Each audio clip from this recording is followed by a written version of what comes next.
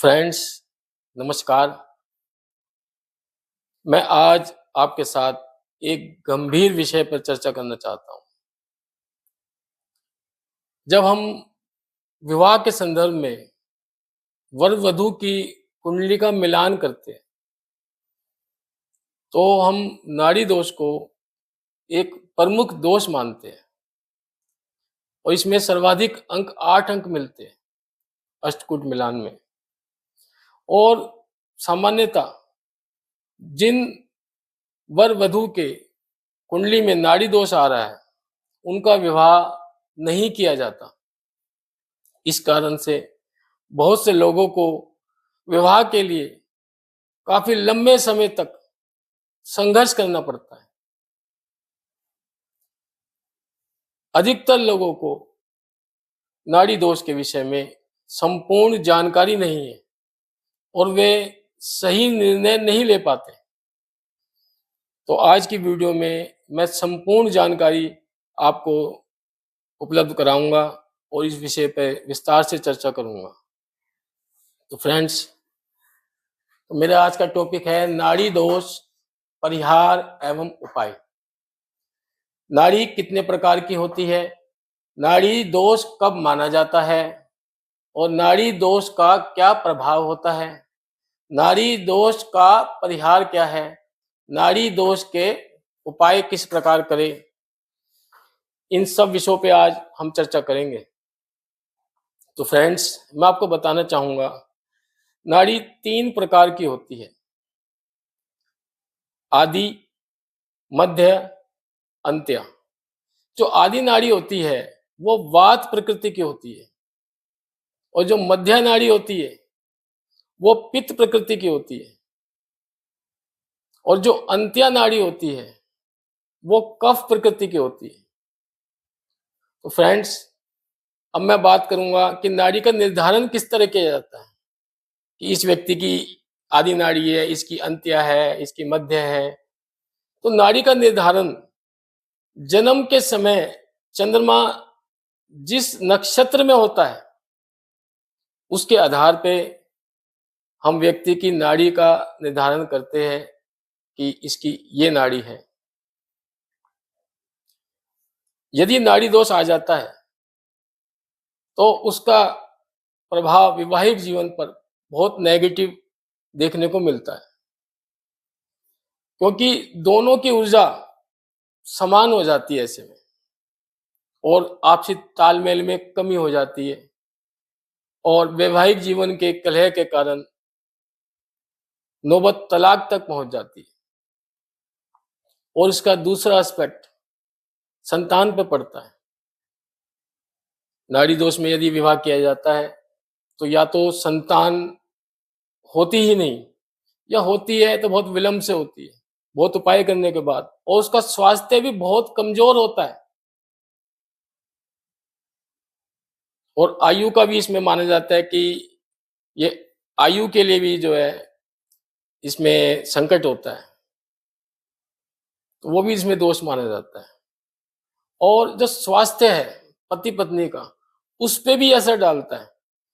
पति पत्नी के स्वास्थ्य में उतार चढ़ाव देखा जाता है। और अब हम बात करेंगे कि इसका क्या परिहार है, किस तरह से हम ये देखें कि हमारी नाड़ी दोष भंग हो रहा है। यदि वर वधू की राशि समान है तो उनके नक्षत्र अलग है, तब माना जाता है कि नाड़ी दोष कट गया है, नहीं है। और यदि वर वधू के नक्षत्र समान है और उनकी राशि अलग है, तब भी हम ये मानते हैं कि नाड़ी दोष कट गया है, समाप्त हो गया है। या वर वधू की राशि समान है, नक्षत्र भी समान है, परंतु चरण अलग अलग है, तो भी हमें मानते हैं हम कि ये नाड़ी दोष समाप्त हो गया है। पर इसमें ये देखना पड़ता है हमें कि किसी भी नक्षत्र में 4 चरण होते हैं।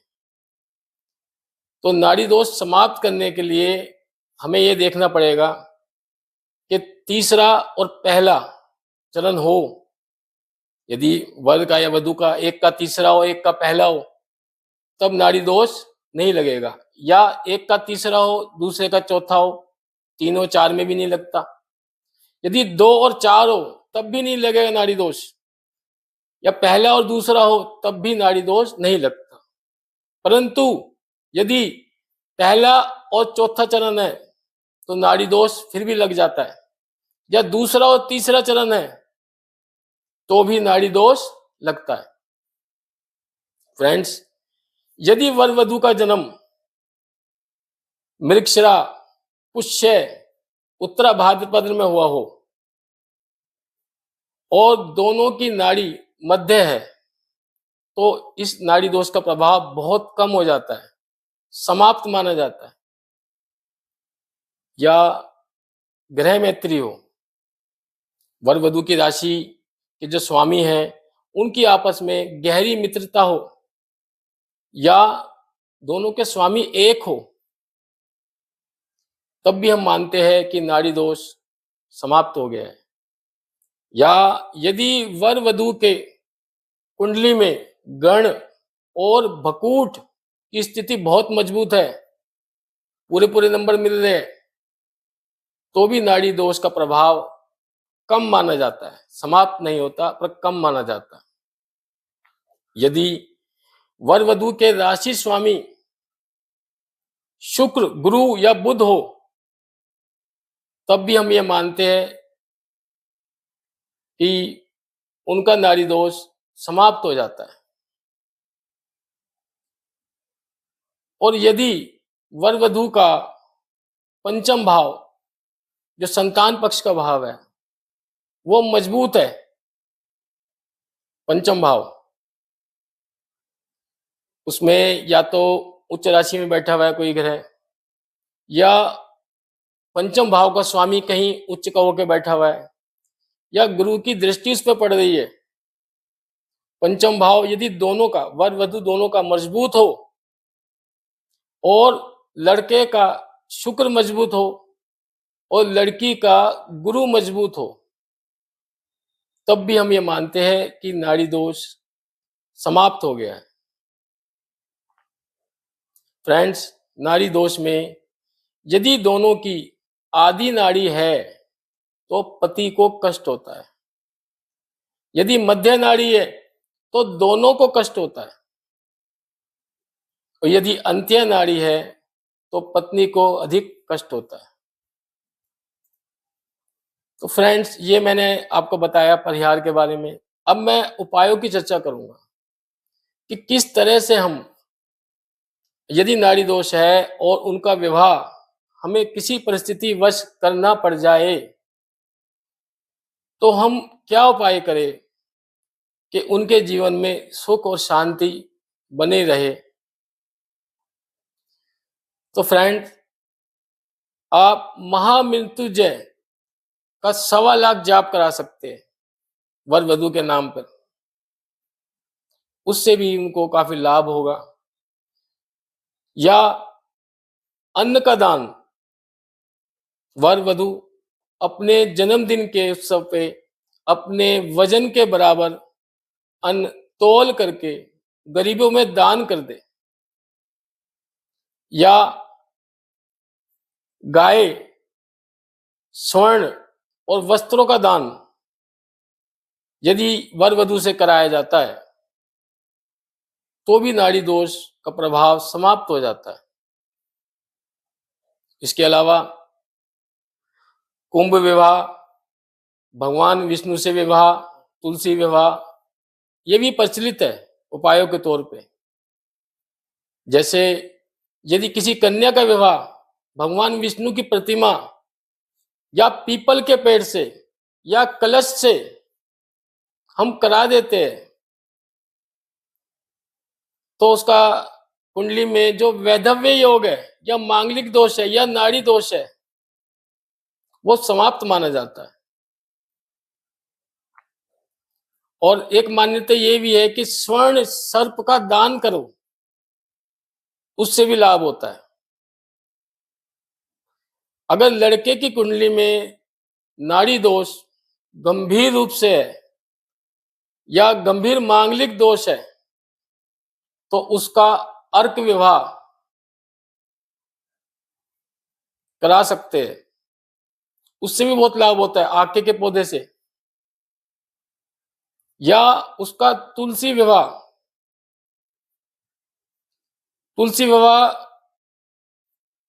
लड़का और लड़की, वर वधु दोनों का कराया जा सकता है। दोनों का किस प्रकार? दोनों ने खुद विवाह नहीं करना है, दोनों अपने हाथों से अपने समक्ष साक्षी बनते हुए तुलसी विवाह संपन्न कराए अपनी प्रेजेंस में, उनके हाथों से इस विवाह को संपन्न कराया जाए। तो कार्तिक माह की शुक्ल पक्ष की एकादशी को तुलसी के पौधे को दुल्हन की तरह सजाए,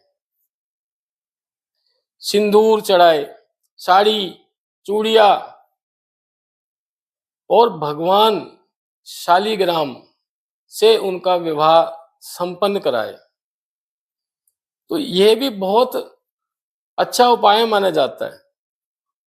तो फ्रेंड्स, मैं ये कहना चाहूंगा कि आप यदि कुंडली में कोई नाड़ी दोष का कोई दोष मिलता है किसी को कुंडली मिलान में, तो वो उसको अच्छी तरह से अपनी कुंडली को चेक कराए, क्योंकि नाड़ी दोष का परिहार भी है और उपाय भी है। तो फ्रेंड्स, मैं आपसे रिक्वेस्ट करूंगा, मेरी वीडियो को लाइक करें, शेयर करें और मेरे चैनल को सब्सक्राइब करें। नमस्कार।